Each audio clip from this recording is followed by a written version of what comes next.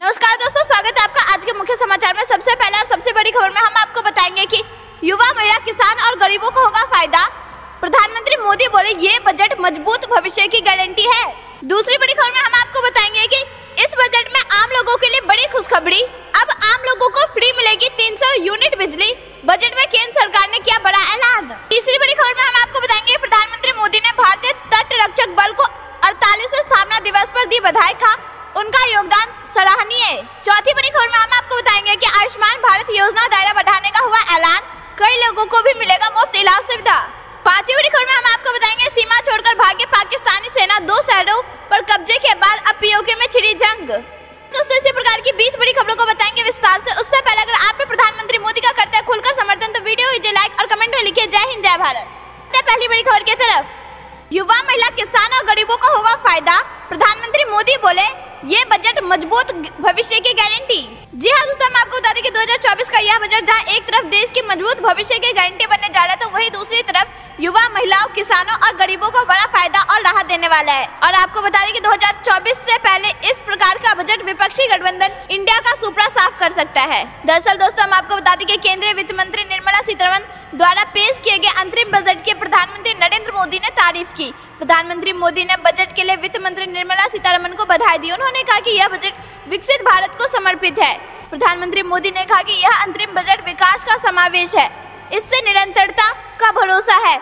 यह विकसित भारत के सभी 4 स्तंभों युवा, गरीब, महिलाओं और किसानों को सशक्त बनाएगा। यह बजट 2047 तक भारत को विकसित राष्ट्र बनाने की गारंटी देता है। ये विकसित भारत के लिए समर्पित बजट है। मंत्री मोदी ने कहा कि हम एक बड़ा लक्ष्य तय करते हैं, उसे प्राप्त करते हैं और फिर उससे भी बड़ा लक्ष्य अपने लिए तय करते हैं। गाँव और शहरों में गरीबों के लिए हमने 4 करोड़ से अधिक घर बनाए और हमने 2 करोड़ और घर बनाने का लक्ष्य रखा है। हमने 2 करोड़ लखपति दीदी बनाने का लक्ष्य रखा था, अब इसे बढ़ाकर 3 करोड़ कर दिया है। उन्होंने कहा कि आज जिस इनकम टैक्स की नई स्कीम की घोषणा की गई, उससे मध्यम वर्ग के 1 करोड़ लोगों को राहत मिलेगी। पिछली सरकार ने सामान्य मानवी के सिर पर दशकों से ये बहुत बड़ी तलवार लटका रखी थी। प्रधानमंत्री नरेंद्र मोदी ने अंतरिम बजट पर कहा कि आज इस बजट में किसानों के लिए भी बहुत महत्वपूर्ण और बड़े निर्णय लिए गए। ऐसा मानते हैं कि लोकसभा चुनाव 2024 से आने वाले पहले इस अंतरिम बजट में देश के मजबूत भविष्य की गारंटी है। तो वीडियो ही लाइक और कमेंट में लिखिए जय हिंद जय भारत। रुक करते हैं अगली खबर की तरफ। 2024 के बजट में आम लोगों के लिए बड़ी खुशखबरी, अब आम लोगों को फ्री मिलेगी 300 यूनिट बिजली। बजट में केंद्र सरकार ने किया बड़ा ऐलान। जी हाँ दोस्तों, हम आपको बता दें कि किसान सम्मान निधि के तहत किसानों की जेब में हर साल 6000 रुपए देने के बाद अब आम आदमी के लिए बड़ी खुशखबरी लेकर आई है मोदी सरकार और एक बड़ी योजना का ऐलान कर दिया है, जिसके तहत अब आम आदमी को हर महीने 2000 से 2500 रुपए तक का फायदा हो सकता है। और हम आपको बता दें कि इससे न केवल पर्यावरण सुरक्षित होगा, स्वच्छ होगा, बल्कि आम आदमी को भी बड़ी खुशखबरी मिलने जा रही है। क्या है पूरी खबर हम आपको बताएंगे, लेकिन उससे पहले वीडियो को लाइक जरूर कीजिएगा। जी हाँ दोस्तों, हम आपको बता दें कि बजट 2024 में प्रधानमंत्री सूर्योदय योजना का जिक्र हुआ और वित्त मंत्री निर्मला सीतारमण ने बताया कि इस योजना के तहत जिन लोगों के घर पर सोलर सिस्टम लगेगा उन्हें 300 यूनिट तक का बिजली मुफ्त दी जाएगी। इससे पहले प्रधानमंत्री नरेंद्र मोदी ने अयोध्या में राम मंदिर उद्घाटन के ठीक बाद इस योजना का ऐलान किया था। साथ ही अधिकारियों के साथ बैठी थी। प्रधानमंत्री सूर्योदय योजना के तहत देश भर के 1 करोड़ घरों पर रूफटॉप सोलर पैनल लगाए जाएंगे। प्रधानमंत्री सूर्योदय योजना का लाभ देश के गरीब और मध्यम वर्ग को मिलेगा। इस योजना को लेकर प्रधानमंत्री नरेंद्र मोदी ने खुद एक्स पर पोस्ट किया था, जिसमें उन्होंने बताया कि इस योजना से ऊर्जा के क्षेत्र में भारत आत्मनिर्भर बनेगा। उन्होंने एक्स पर लिखा, आज अयोध्या में प्राण प्रतिष्ठा के शुभ अवसर पर मेरा यह संकल्प और प्रशस्त हुआ कि भारतवासियों के घर की छत पर उनका अपना सोलर रूफटॉप सिस्टम हो। अयोध्या से लौटने के बाद मैंने पहला निर्णय लिया है कि हमारी सरकार 1 करोड़ घरों पर रूफटॉप सोलर लगाने के लक्ष्य के साथ प्रधानमंत्री सूर्योदय योजना प्रारंभ करेगी। इससे गरीब और मध्यम वर्ग को बिजली बिल तो कम होगा ही, साथ ही भारत ऊर्जा के क्षेत्र में आत्मनिर्भर बनेगा। दोस्तों, अगर आप भी ऐसा मानते हैं कि सूर्योदय योजना के बाद भारत आत्मनिर्भर बनने के रास्ते पर एक और कदम आगे बढ़ गया है, तो वीडियो कीजिए लाइक और कमेंट में लिखिए जय हिंद जय भारत। रुक करते हैं अगली खबर की तरफ। प्रधानमंत्री मोदी ने भारतीय तट रक्षक बलों को 48वें स्थापना दिवस पर दी बधाई, कहा उनका योगदान सराहनीय। जी हाँ दोस्तों, हम आपको बता दें जब 2014 में कांग्रेस की सरकार थी तब प्रधानमंत्री नरेंद्र मोदी ने चुनाव के प्रचार में भारी जनसभा में कहा था कि पाकिस्तान को लव लेटर लिखना बंद करना पड़ेगा और चीन को लाल आंखें दिखानी होगी। सेना का मनोबल बढ़ाने के लिए उन्होंने एक से बढ़कर एक कदम उठाए। अब उसी कड़ी में अब भारतीय तटरक्षकों का मनोबल बढ़ाने के लिए प्रधानमंत्री मोदी ने भारतीय तटरक्षक बल के 48वें स्थापना दिवस पर बधाई दी और उनके योगदान को सराहनीय कहा। क्या है पूरी खबर हम आपको जरूर बताएंगे, लेकिन उससे पहले अगर आप भी ऐसा मानते हैं कि भारतीय तटरक्षक बलों का योगदान सराहनीय है तो वीडियो कीजिए लाइक और कमेंट में जय हिंद जरूर लिखिएगा। दोस्तों हम आपको बता दें कि प्रधानमंत्री नरेंद्र मोदी ने गुरुवार को भारतीय तटरक्षक बल को 48वें स्थापना दिवस पर बधाई दी। इसके साथ ही उन्होंने समुद्री सुरक्षा, राष्ट्रीय सुरक्षा और पर्यावरण की देखभाल के लिए उनके योगदान की सराहना की है। प्रधानमंत्री मोदी ने सोशल मीडिया प्लेटफॉर्म एक्स पर कहा, मैं सभी कर्मियों और कर्मचारियों को शुभकामनाएं देता हूँ। समुद्री सुरक्षा, राष्ट्रीय सुरक्षा और पर्यावरण की देखभाल के लिए उनका योगदान बेमिसाल है। भारत उन्हें सलाम करता है। रुक करते हैं अगली खबर की तरफ। सीमा छोड़कर भागी पाकिस्तानी सेना 2 शहरों पर कब्जे के बाद अब पीओके में छिड़ी जंग। जी हाँ दोस्तों, हम आपको बता दें कि पाकिस्तान बदहाली से गुजर रहा है, लेकिन फिर भी अपनी नापाक हरकतों से बाज नहीं आ रहा। जहाँ एक तरफ उसने भारत पर नापाक नजरें बनाई हुई है और भारत के कश्मीर पर कब्जा करना चाहता है, तो वही दूसरी तरफ अब उसे अपना ही राज्य संभालना मुश्किल हो रहा है और अब बहुत जल्द पीओके भारत के नक्शे के भारत का अभिनंदन बनने जा रहा है। हम आपको बता दें कि स्थिति आ गई है कि पाकिस्तान के सैनिक सीमा छोड़कर भाग रहे हैं और ऐसे में भारत के लिए पीओके भारत में मिलाना आसान हो गया और ऐसा लग रहा है कि प्रधानमंत्री नरेंद्र मोदी अपने एक और वादे को जल्द पूरा कर सकते हैं। अगर आपको भी प्रधानमंत्री मोदी और देश की सेना पर पूरा भरोसा है तो वीडियो कीजिए लाइक और कमेंट में लिखिए जय हिंद। जी हाँ दोस्तों, हम आपको बता दें कि जिस बलूचिस्तान को पाकिस्तान ने अत्याचारों की प्रयोगशाला बना रखा था, अब वही बलूचिस्तान पाकिस्तान की हाथों से दोस्तों हम आपको बता दें कि जिस बलूचिस्तान को पाकिस्तान ने अत्याचारों की प्रयोगशाला बना रखा है, अब वही बलूचिस्तान पाकिस्तान के हाथ से निकलने वाला है। पाकिस्तान के द्वारा अवैध कब्जे वाले इलाके का हिस्सा रहे बलूच आर्मी ने इस्लामाबाद के खिलाफ जंग का ऐलान कर दिया है। एक तरफ पाकिस्तान में राजनीतिक बदलाव का दौर चल रहा है, यानी एक चुनाव तारीख नजदीक आ रही है, वही दूसरी तरफ पाकिस्तान ने टुकड़े टुकड़े की शुरुआत दिखाई दे रही है। बीते दिनों पाकिस्तान से जो खबरें सामने आई उसके बाद ये बात गहरी नजर आ रही है कि बलूचिस्तान पाकिस्तान होने वाला है। बलूचिस्तान में विद्रोह की आग पूरी तरह फैल चुकी है। बलूचिस्तान लिबरेशन आर्मी यानी कि BLA ने मार्च शहर में कई महत्वपूर्ण जगहों को अपने कब्जे में ले लिया, पाकिस्तानी सैनिकों को भी ढेर कर दिया, लेकिन पाकिस्तान सरकार बलूचिस्तान के हमलों को छुपाने की कोशिश कर रही है। इतना ही नहीं, अब पाकिस्तान द्वारा जबरन कब्जाए गए कश्मीर इलाके में भी हालात कुछ ठीक नहीं है। पाकिस्तान के अत्याचारों और महंगाई के खिलाफ जम्मू कश्मीर यानी कि पीओके के लोग सड़कों पर उतरकर प्रदर्शन कर रहे। इतिहास चौक पर लोगों का जमावड़ा देखा गया है। प्रधानमंत्री मोदी पर है पूरा भरोसा और आप भी ऐसा मानते हैं कि प्रधानमंत्री मोदी जल्द करेंगे अपने एक और वादे को पूरा और पाकिस्तान का कब्जा। तो वीडियो ही लाइक और कमेंट में लिखिए जय हिंद जय भारत। रुक करते हैं अगली खबर की तरफ। आयुष्मान भारत योजना दायरा बढ़ाने का हुआ ऐलान, कई लोगों को भी मिलेगा मुफ्त इलाज सुविधा। जी हाँ दोस्तों, हम आपको बता दें कि 2014 में जब पहली बार प्रधानमंत्री नरेंद्र मोदी की सरकार बनी थी तो देश ने एक नया भारत बनाने का संकल्प लिया था और प्रधानमंत्री ने गरीबों के आंसू को पहुंचने। जी हाँ दोस्तों, हम आपको बता दें कि 2014 में जब पहली बार प्रधानमंत्री नरेंद्र मोदी की सरकार बनी तो देश ने एक नया भारत बनाने का संकल्प लिया था। प्रधानमंत्री ने गरीबों के आंसू पहुंचने का संकल्प लिया था, जिसके बाद जहां एक तरफ उज्ज्वला योजना के तहत स्वच्छ ईंधन प्राप्त कराया गया और स्वच्छ भारत अभियान के तहत देश को स्वच्छ बनाएगा, तो अब गरीबों को स्वास्थ्य लाभ पहुंचाने के लिए मोदी सरकार एक के बाद बड़े फैसले ले रही है। सबसे बड़ा फैसला प्रधानमंत्री जन आरोग्य योजना, जिसके तहत प्रधानमंत्री 5 लाख तक का मुफ्त इलाज गरीबों को करवा रही है और उससे जुड़ी खबर आ रही है। पूरी खबर आपको बताएंगे दोस्तों। सरकार ने दूसरे कार्यकाल का आखिरी बजट पेश कर दिया है। इस बार केंद्रीय वित्त मंत्री निर्मला सीतारमण ने अंतरिम बजट पेश किया। लोकसभा में बजट पेश करते समय वित्त मंत्री ने कहा कि आयुष्मान योजना के दायरे को बढ़ा दिया गया है। अब आंगनबाड़ी कार्यकर्ता, सहायक और आशा कार्यकर्ताओं को भी इस स्कीम का लाभ मिलेगा और वो भी अब इस योजना के तहत मुफ्त इलाज का लाभ उठा सकती है। हम आपको बता दें कि आयुष्मान योजना के तहत लाभार्थियों और उसके परिवार को 5 लाख रुपए का मेडिकल इंश्योरेंस मिलता है। भाषण में निर्मला सीतारमण ने कहा कि देश में मेडिकल कॉलेज का सर्विस बढ़ाया जाएगा। इसके अलावा उन्हें टीकाकरण को लेकर भी कई ऐलान किया। वित्त मंत्री ने कहा कि कैंसर को भी रोकने के लिए अब सरकार द्वारा टीकाकरण किया जाएगा। लड़कियों को सर्वाइकल कैंसर का टीका मुफ्त में लगाया जाएगा। वहीं सभी आंगनबाड़ी केंद्रों के विकास के लिए सरकार द्वारा कदम उठाया जाएगा। भी असमानता कि प्रधानमंत्री मोदी गरीबों के हित में कर रहे हैं काम और 2024 के लोकसभा चुनाव में आज सबका विश्वास उन्हें मिलेगा। तो वीडियो ही जलाएगा और कमेंट में लिखिए फिर एक बार मोदी सरकार। रुक करते हैं अगली खबर की तरफ। चुनाव से पहले कई लक्ष्यों को साधेगी बीजेपी का गांव चलो अभियान। मध्य प्रदेश के नागरिक बूथों पर 24 घंटे बिताएंगे दिग्गज। जी हाँ दोस्तों, हम आपको बता दें कि लोकसभा चुनाव से पहले शहर के साथ ही गांव तक अपनी पकड़ और मजबूत करने के लिए भाजपा गांव चलो अभियान चलाएगी। अब तक भाजपा ने जितने अभियान चलाए थे वे बूथ सशक्तिकरण या बूथ चलो के नाम से थे, लेकिन पहली बार भाजपा गांव चलो अभियान शुरू करने जा रही है। पार्टी इसके माध्यम से कार्यकर्ताओं के गांव-गांव तक भेजना चाहती है। अभियान में 9 से 11 फरवरी तक केंद्रीय मंत्री, सांसद, मुख्यमंत्री और मंत्रिमंडल के सदस्य सहित पार्टी के वरिष्ठ कार्यकर्ता गांव में 24 घंटे बिताएंगे। पूरे प्रदेश के गांव और नागरिक केंद्र एवं राज्य सरकार की योजनाओं का प्रचार प्रसार करेंगे। पार्टी के प्रदेश पदाधिकारियों का मानना है कि बूथ को मजबूत करने के लिए पार्टी जो कार्यक्रम बनाती है उसमें ग्रामीण क्षेत्रों की अपेक्षा शहरी क्षेत्रों में ध्यान अधिक केंद्र प्रधानमंत्री नरेंद्र मोदी और केंद्रीय गृह मंत्री अमित शाह की रणनीति के तहत गांव पर फोकस अधिक होगा। पार्टी के अध्ययन में भी यह बात सामने आई कि शहर और गांव के वोट प्रतिशत में काफी अंतर रहता है, इसलिए इस बार भाजपा का ध्यान गांव पर अधिक है। इस हिसाब से देखा जाए तो लोकसभा चुनाव से पहले भाजपा का गाँव चलो अभियान कई लक्ष्य साधेगा। इसमें प्रधानमंत्री मोदी के गांव के समग्र विकास के संकल्प को लेकर सभी गांवों तक केंद्र और राज्य सरकार की योजनाओं को पहुंचाया जाएगा।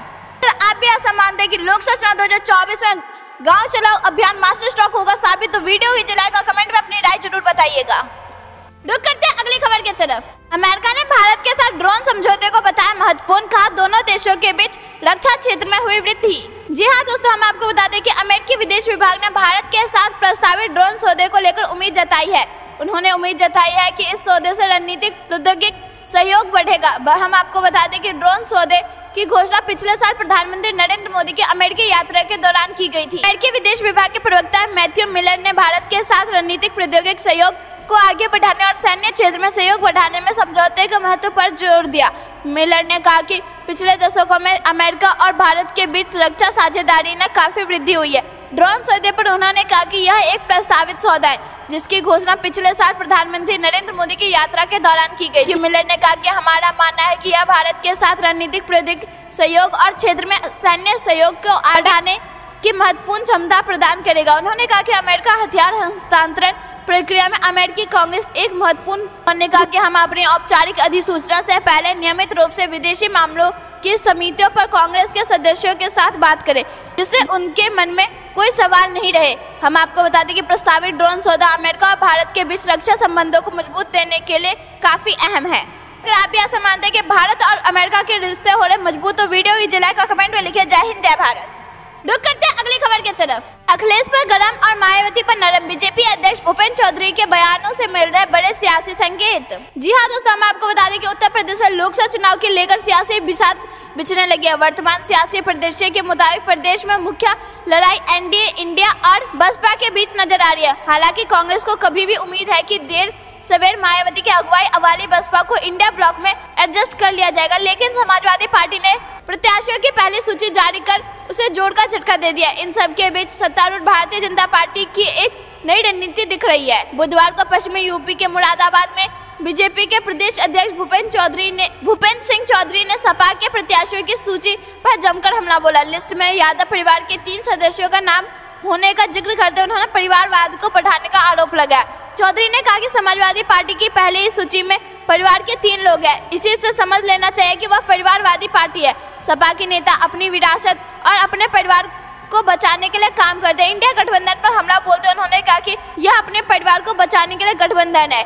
यह लोग पिछले 10 साल से गठबंधन में ही चुनाव लड़ रहे हैं, लेकिन चुनाव के बाद गठबंधन कहाँ चला जाता है किसी को नहीं पता। जब बसपा प्रमुख को लेकर बीजेपी नेता से सवाल पूछा गया तो उनके तेवर पूरी तरह बदल गए। यूपी बीजेपी प्रमुख ने मायावती को देश की बड़ी नेता बताते हुए कहा कि वह प्रदेश के 3 बार मुख्यमंत्री रही है। वह किस गठबंधन में रहेंगे उन्हें अपने बारे में निर्णय लेना चाहिए। अखिलेश पर गरम और मायावती पर भूपेंद्र चौधरी के नरम रुख से साफ जाहिर है कि बीजेपी बसपा सुप्रीमो के सहारे दलित मतदाताओं को संदेश देना चाह रही है। वेस्ट यूपी में जाट मुस्लिम को संभावित गठजोड़ को देखते हुए दलित वोट पार्टी के लिए काफी अहम हो जाता है। दोस्तों, अगर आप भी ऐसा मानते हैं कि बिहार के मुख्यमंत्री के बाद मायावती होंगी अब प्रधानमंत्री मोदी के नेतृत्व वाली एनडीए में शामिल, तो वीडियो कीजिए लाइक और कमेंट में लिखिए जय हिंद जय भारत। रुक करते हैं अगली खबर की तरफ। गांव में मिलेंगे 2 करोड़ और पीएम आवास, मिडिल क्लास को भी तोहफा। जी हाँ दोस्तों, हम आपको बता दें कि आम चुनाव से पहले वित्त मंत्री निर्मला सीतारमण ने ऐलान किया है कि सरकार मध्यम वर्ग के लिए विशेष आवास योजना यानी कि new housing scheme for middle class लेकर आएगी। इस योजना का लाभ किराए के घरों, झुग्गी बेटियों एवं चाल में रहने वाले लोगों को मिलेगा। वित्त मंत्री ने कहा कि कोविड महामारी के बावजूद प्रधानमंत्री आवास योजना के तहत 3 करोड़ घर मुहैया कराए गए। वहीं आने वाले सालों में 2 करोड़ नए घर भी परिवारों। वित्त मंत्री निर्मला सीतारमण ने गुरुवार को संसद में अंतरिम बजट पेश करते हुए कहा कि सरकार ने प्रधानमंत्री मुद्रा योजना के तहत कुल 22,50,000 करोड़ रुपए के 43 करोड़ लोन दिए हैं। वित्त मंत्री ने कहा कि पिछले 10 सालों में महिलाओं को 30 करोड़ मुद्रा योजना लोन दिए गए। वित्त मंत्री निर्मला सीतारमण ने गुरुवार को कहा कि देश में 80 करोड़ लोगों को मुफ्त राशन मिलने से उनकी भोजन संबंधी चिंताएं खत्म हो गई है। प्रधानमंत्री नरेंद्र मोदी ने पिछले साल नवंबर में कहा था कि उनकी सरकार गरीब आबादी के लिए मुफ्त राशन योजना को 5 साल के लिए बढ़ाएगी। संसद में अंतरिम बजट पेश करते हुए उन्होंने कहा कि कौशल भारत मिशन के तहत 1,40,000 युवाओं को प्रशिक्षण दिया जाएगा और उन्हें। रुक करते हैं अगली खबर की तरफ। फरवरी में राशन कार्ड धारकों को मुफ्त मिलेगा अनाज, गेहूं में की जाएगी कटौती। जी हाँ दोस्तों, हम आपको बता दें कि श्री अन्न योजना को बढ़ावा देने के लिए राशन कार्ड धारकों को श्री अन्न बाजरा का वितरण किया जाएगा। फरवरी माह से सभी राशन दुकानों के जरिए अब गेहूं और चावल के साथ बाजरा भी फ्री में दिए जाने का प्रावधान है। सैदपुर, मीनहरी, देवकली और शादात ब्लॉक के सभी अंत्योदय कार्ड धारकों को यह सुविधा फरवरी महीने से मिलेगी। हर जगह बाजरे की खरीद के अनुसार ही कार्ड धारकों को श्री अन्न उपलब्ध कराया जा रहा है। सैदपुर नगर के अंत्योदय एवं सामान्य कार्ड धारकों को यह सुविधा प्रदान की जाए। तो करते हैं अगली खबर की तरफ। शंखनाद और गूंजी घंटियों की आवाज, ज्ञानवापी में 31 साल बाद पूजा, मंगला गौरी की हुई आराधना। जी हाँ दोस्तों, हम आपको बता दें कि ज्ञानवापी मस्जिद के परिसर में गुरुवार तड़के पूजा की गई। मस्जिद में बने व्यास जी के तहखाने में विश्वनाथ मंदिर के मुख्य पुजारी ओम प्रकाश मिश्र और गणेश्वर द्रविड़ ने ब्राह्मण विधि विधान में मंगला गौरी की आराधना की गई। 31 साल बाद ज्ञानवापी परिसर में पूजा दोबारा शुरू की गई। नवंबर 1993 में वहां पूजा रोककर बैरिकेडिंग की गई थी। वाराणसी कोर्ट ने बुधवार को व्यास तहखाने में हिंदुत्व को पूजा करने की अनुमति दी थी। इसके बाद रात में इंतजाम कर बैरिकेडिंग हटाई गई और पूजा की व्यवस्था की गई। राजलिंगम समेत आला प्रशासनिक एवं पुलिस अफसर रात 11:30 बजे ज्ञानवापी परिसर पहुंचे। वहां सभी ने दक्षिण तहखाने में पूजा की संबंध में जिला जज के आदेश के बाद सुरक्षा प्रबंधों की समीक्षा की। रात 12:30 बजे के आसपास तहखाने के सामने लगी लोहे की बैरिकेडिंग हटवा ली गई।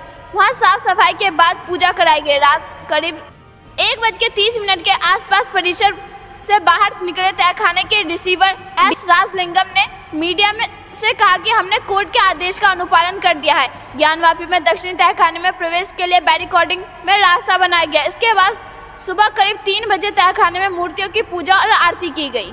दोस्तों, अगर आप ऐसा मानते हैं कि प्रधानमंत्री मोदी हिंदुओं के एक वादा पूरा करे तो वीडियो ही जला का कमेंट में लिखिए हर हर महादेव। रुक करते हैं अगली खबर की तरफ। हेमंत सोरेन की गिरफ्तारी पर बीजेपी सांसद का बड़ा बयान, बताया अगला नंबर केजरीवाल का। जी हाँ दोस्तों, हम आपको बता दें कि मनी लॉन्ड्रिंग मामले में झारखंड मुक्ति मोर्चा के नेता हेमंत सोरेन गिरफ्तार हो गए। बुधवार शाम को ईडी की पूछताछ के बाद हेमंत सोरेन ने मुख्यमंत्री पद से इस्तीफा दे दिया, जिसके बाद प्रवर्तन निदेशालय ने उन्हें गिरफ्तार कर लिया। इस पूरे घटनाक्रम को लेकर यूपी से बीजेपी से राज्यसभा सांसद हरनाथ सिंह यादव ने प्रतिक्रिया दिया। उन्होंने कहा कि हेमंत सोरेन को जेल जाना है और अगला नंबर अब दिल्ली के सीएम अरविंद केजरीवाल का है। बीजेपी सांसद हरनाथ सिंह यादव ने हेमंत सोरेन की गिरफ्तारी पर कहा, भारत के अंदर जो भ्रष्टाचार की जड़ें इतनी गहरी हुई है उसकी गहराई में जाकर विचार करें तो राजनीति है। राजनीतिक क्षेत्र के अंदर जो करप्ट नेता रहे हैं वो है और राजनीतिक क्षेत्र में काम करने वाले लोगों को भ्रष्टाचार में लिप्त होने के बाद वजह से आज हर क्षेत्र में भ्रष्टाचार दिखाई देता है। बीजेपी सांसद ने आगे कहा कि आदरणीय मोदी जी ने जो भ्रष्टाचार के खिलाफ जो मुहिम चलाई है उसी कड़ी में तमाम लोग उस जाल में फंस रहे हैं। उसी कड़ी में हेमंत सोरेन शामिल है। राजनीतिक क्षेत्र में जब ये स्वच्छता अभियान सफल हो जाएगा तो हमारा निश्चित मत है पूरा देश स्वच्छ हो जाएगा। ईडी की जो कार्रवाई है वो एकदम सही है। हेमंत सोरेन को जेल जाना है और आगे मुझे लगता है कि केजरीवाल जी का नंबर है। जेएमएम नेता हेमंत सोरेन को ईडी ने कार्रवाई करते हुए गिरफ्तार कर लिया। ये गिरफ्तारी कथित रांची जमीन घोटाले में हुई। दोस्तों, अगर आप भी ऐसा मानते कि प्रधानमंत्री मोदी के नेतृत्व में होगा भ्रष्टाचार का खात्मा तो वीडियो ही लाइक और कमेंट में लिखिए जय हिंद जय भारत। रुक करते हैं अगली खबर की तरफ। कश्मीर आग से बाज नहीं आ रहा पाकिस्तान, 5 फरवरी को किया गया छुट्टी का ऐलान, मनाएगा शोक। जी हाँ दोस्तों, हम आपको बता दें कि पाकिस्तान दुनिया के हर मंच पर मुंह की खाने के बाद भी कश्मीर आग अलापने से बाज नहीं आ रहा। अब पाकिस्तान के सिंधु सूबे ने 5 फरवरी को तथाकथित कश्मीर दिवस मनाने के लिए सार्वजनिक अवकाश का ऐलान किया है। सिंध सरकार का कहना है कि यह अवकाश सूबे के लोगों का कश्मीरियों के प्रति सहानुभूति और एकजुटता दिखाने के लिए दिया जा रहा है। पाकिस्तान की केंद्र सरकार ने भी छुट्टी का घोषणा के कुछ दिनों बाद इस संबंध में एक अधिसूचना जारी की है। पिछले शुक्रवार को इस्लामाबाद ने 5 फरवरी को राष्ट्रीय अवकाश की घोषणा की और कैबिनेट डिवीजन ने उस दिन 10 बजे 1 मिनट का मौन रखने की घोषणा की। पाकिस्तान में हर साल 5 फरवरी को भारत के खिलाफ प्रोपेगेंडा फैलाने के लिए जम्मू और कश्मीर के मुद्दों पर तथाकथित कश्मीर दिवस मनाया जाता है। पाकिस्तान का तर्क है कि वह कश्मीरियों के प्रति एकजुटता दिखाने के लिए इस दिवस को मनाता है, लेकिन वह पाकिस्तान अधिकृत कश्मीर के लोगों को दर्द भूल जाता है जो दशकों से सरकारी उत्पीड़न को झेल रहे हैं। पाकिस्तान के कब्जे वाले कश्मीर यानी कि पीओके में ना तो अच्छे अस्पताल है और ना ही शिक्षण संस्थान। इन संस्थानों काम करने वाले कर्मचारियों को महीनों तक वेतन नहीं मिल पाता। आम लोगों के पास चरम महंगाई के कारण खाने पीने की चीजें नहीं है, लेकिन पाकिस्तान के प्रोपेगेंडा फैलाने से फुर्सत नहीं है। दोस्तों, ये थी आज शाम की बड़ी खबरें। अंत तक बने रहने के लिए बहुत बहुत धन्यवाद। अगर आप भी प्रधानमंत्री मोदी का करते हैं खुलकर समर्थन और आप भी ऐसा चाहते हैं कि 2024 में फिर से आए मोदी सरकार, तो वीडियो कीजिए लाइक और कमेंट में लिखिए। जय हिंद, जय भारत।